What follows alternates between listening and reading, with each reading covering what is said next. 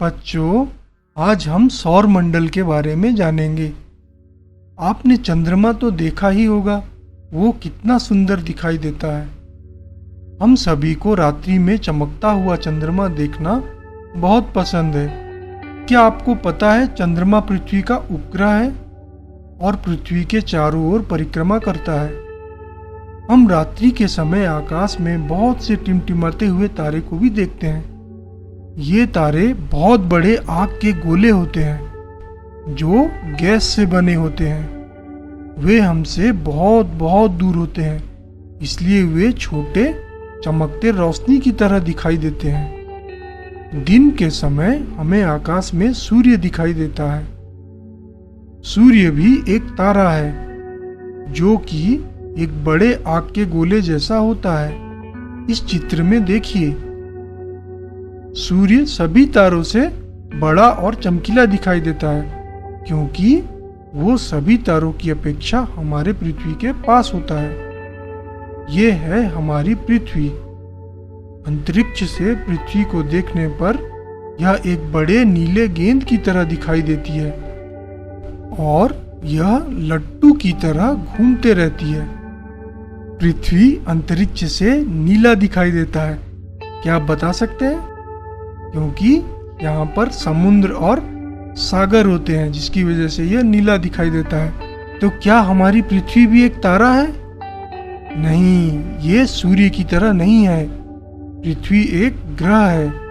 क्या आपको पता है कि ग्रह किसे कहते हैं? आइए ग्रह के बारे में जानते हैं। ग्रह एक बड़े गेंद जैसा होता है जो किसी तारे के चारों तरफ घूमता रहता है या चक्कर लगाता रहता है। ग्रहों का अपना स्वयं का प्रकाश नहीं होता, उन्हें प्रकाश सूर्य से प्राप्त होता है।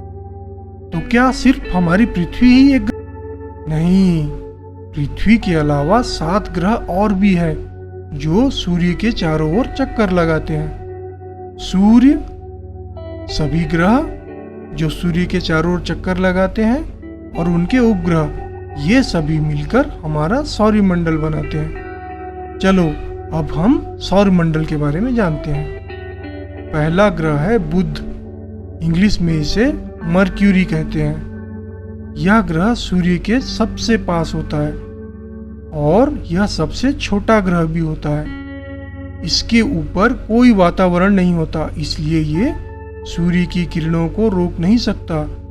ये दिन के समय बहुत ज़्यादा गर्म और रात के समय बहुत ज़्यादा ठंडा हो जाता है। दूसरा ग्रह है शुक्र या वीनस। ये सौरमंडल का सबसे चमकीला ग्रह है।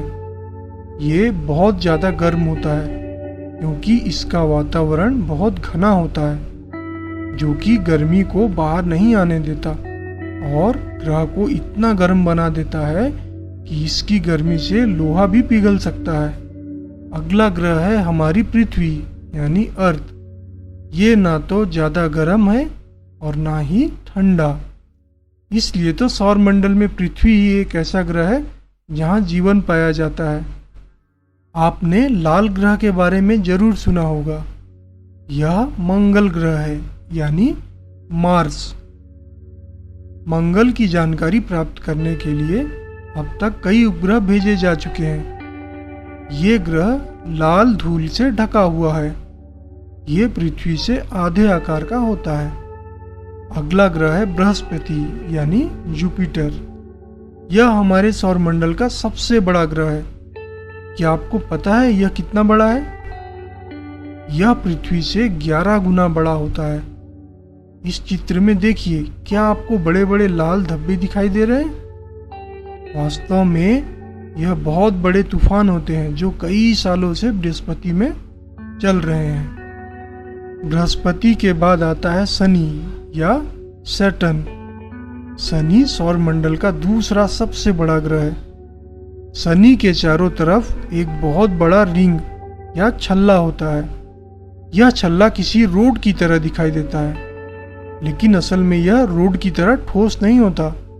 यह चट्टानों, धूल और बड़े बर्फ के टुकड़ों से मिलकर बना होता है जो लगातार शनि के चारों ओर चक्कर लगाते रहता है और शनि को एक रिंग या छल्ले का आकार देता है। यह है अरुण या यूरेनस। यह नीले हरे रंग का है और सौरमंडल का तीसरा सबसे बड़ा ग्रह है।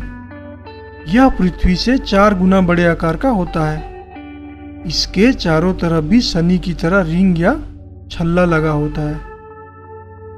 यह सुंदर दिखाई देने वाला 8वां ग्रह है वरुण या नेपच्यून।